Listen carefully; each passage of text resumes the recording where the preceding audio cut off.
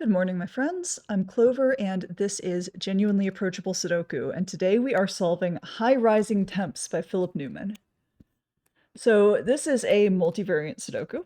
So we have standard Sudoku rules, meaning we're placing the digits 1 through 9 in each row, each column, and each outlined 3x3 region without any repeats.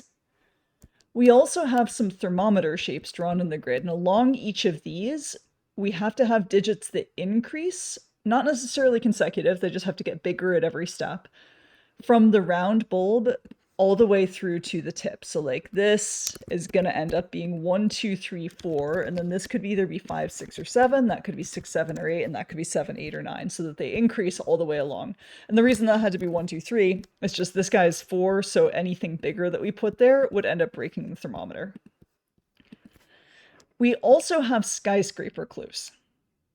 And now what does that mean? So skyscrapers, think of the digits as buildings where the size of the building or the height of the building is equivalent to the value of the digit. So the digit 1 is a building of height 1, the digit 2 is a building of height 2, and so on.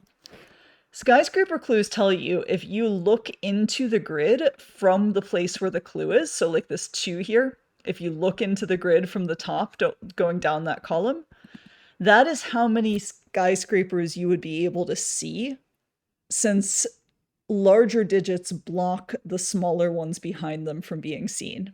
So for example, if we had a row that was like 4, 3, 7, 9, we wouldn't be able to see the 3 because it's hidden behind the 4, but we would see the 4, the 7, and the 9. And then we wouldn't see anything else behind the 9 because 9 is the biggest digit, so anything behind it will be smaller than it. So our clue here on the left of that row would have to be 3 because it sees 3 digits. Okay, now let's have a look at this. So we have another thermometer that we can fill out part of because this has to end with 6, 7, 8, 9 because 6 is a pretty big digit. And that'll be 1, 2, or 3, 2, 3, or 4, 3, 4, or 5 to do the beginning part of the thermometer. These guys also each have 2 degrees of freedom, so they will go like this. And then same thing here. Now, in order to only see 2 digits looking into the grid here, this definitely can't be a 9. If it was a 9, we would only see 1 digit. And it also definitely has to be bigger than these, and possibly even bigger than that. Because if it was smaller than them, then we would see at least 3 digits. Like if it was a 5, we would see 5, and then we would also see this, and then we would also see this, and then we would also see this. Like that's way more than 2 digits. So we have to make sure we only see this digit and then also the 9 over here somewhere. So this has to be pretty big. It has to be bigger than at least these two, which are definitely no smaller than 5 and 6. This has to be at least 7. And it's not a 9. So it's either 7 or 8 for sure. Now to see 5 cells here in row 9, we have something kind of similar but not quite the same going on. So we know we're going to see the 6, 7, 8, 9 no matter what, because those are the 4 biggest digits. There's no way we can hide those. So we must only see one other digit out of these 4. Well, if this was like a 1, for example, then we would actually see all 4 of them. We would see the 1, then this cell, then this cell, then this cell. We would actually see a total of 8 digits. So in order to make sure that we only see one of these, this cell has to be the highest of all 4 of these. So it's got to be at the very least 4 and possibly 5. Now, if we look at column 9, there's only one place we can possibly put a 9. And it's right there because it can't be in this box, it can't be in the middle of the thermometer, and we already decided it can't be up here without breaking the 2 clue. And now what kind of unlocked this puzzle for me at this point was looking at the 2 clue above column 6. Because this can't be bigger than 3, because if it was like a 5, then I would see the 3, and I would see the 5, and I would see a 9 somewhere down here, so I'd be seeing at least 3 skyscrapers. But I can't just kind of cheat and make this a 9 either, because now I have a 9 in the row. So this has to be smaller than 3, and it's not 1, so it is 2. And that means that anything else we put here is going to be seen right away, so the 9 has to be like right there. Because if this was, for example, a 6, then we would be seeing at least 3 cells, the 3, the 6, and also the 9, and maybe some other stuff. So that has to be our 9. Now 9 is going to be in one of those cells. Also, we can consider where we're going to put 1 in row 2. That's the only place we can possibly put it. Now this is going to be from 5, 6, 7, 8, or 9. In this column, we have to put a 2 somewhere. It can only go there. And now we have to put a 3 somewhere, and it can only go there. And 4 could be either here or potentially down here. That's from 1, 2, 3, 4, or 5. No, that can't be 9 because there's a 9 in this column, so that's going to be a 9. That's 5, 6, 7, so I can eliminate 5 here, so that's not 4 and that's not 3. In the middle column, I still have 1, 3, 5, and 7 left. This is not a 1 because of its position on the thermometer, and it's not a 3 because there's a 3 in the row already. This is also not a 1 because of its position on the thermometer, and that's not going to be a 7 because it sees multiple 7s. These are going to be from 4, 5, 6, and 8. Those cannot be 6s because there is a 6 in that region already. That's not a 2 by Sudoku.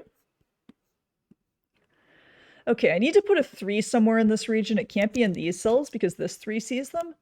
It can't be here because of this 3. So it's in one of these, and it can't be there because then I couldn't put anything in between them, so it must go right there. Meaning that these digits are from 4, 5, 6, and 7. This is from 5, 6, 7, 8. This is from 6, 7, 8, or 9, but it sees 2 9s, so we can eliminate 9 from there, 8 from here, and 7 from here. Okay, so that's progress. That can't be a 7 because that would make it too big and because it already sees a 7 in its column. Those can't be 7s either because they see a 7 here. That's from 1, 3, 4, or 8. Let's look at, I believe, our skyscraper clues a little bit more. So this can't be a 9 because there's a 3 skyscraper clue above it, so 9 in this row must go there. It also can't be 8 because if it's an 8, then we're definitely going to see exactly 2 skyscrapers, 8 and 9. So this has to be my 9 because there's nowhere else to put 9 in the column, and that has to be my 8. So we can eliminate 8 from there. And now I have some combination of 4, 5, 6, and 7 here. However, to only see 3 skyscrapers, this has to be bigger than these 2, because otherwise we would be seeing this and at least one of these and 2 additional skyscrapers, the 8 and the 9, and that would be a problem. We would have a clue of at least 4. So that can't be a 5, and this can't be a 7. So that's going to be a 6. That makes this a 7. And now we can resolve the rest of this row. Those aren't 5. That's not an 8. So that's not a 7, that's not a 6, that's not a 5, that's not a 4, and that is going to be our 1. That leaves only one place for 1 in region 8, so we can jot that down. This is the only place for 1 in row 9.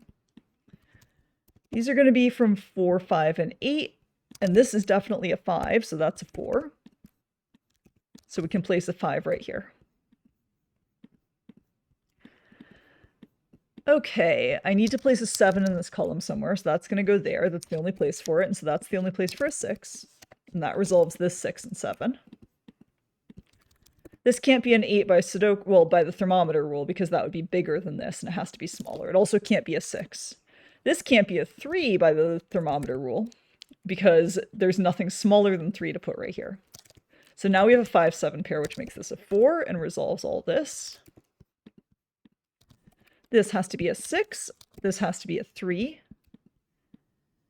And now these are going to be 1, 2, and 8. That can't be a 1 or an 8 just by its position on the thermometer. That can't be a 1 on the end of the thermometer, so that's an 8.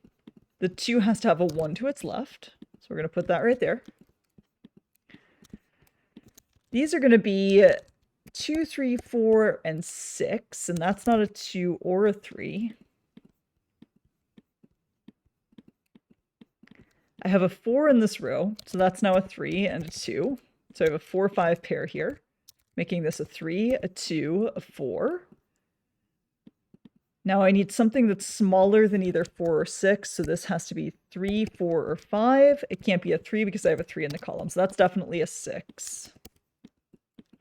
That makes this a 5 because I have a 3, 4 pair here now. 4 and 5 and 3. 6 and 7 like that. And 4 is the last digit in that column. 5 is the last digit in this column.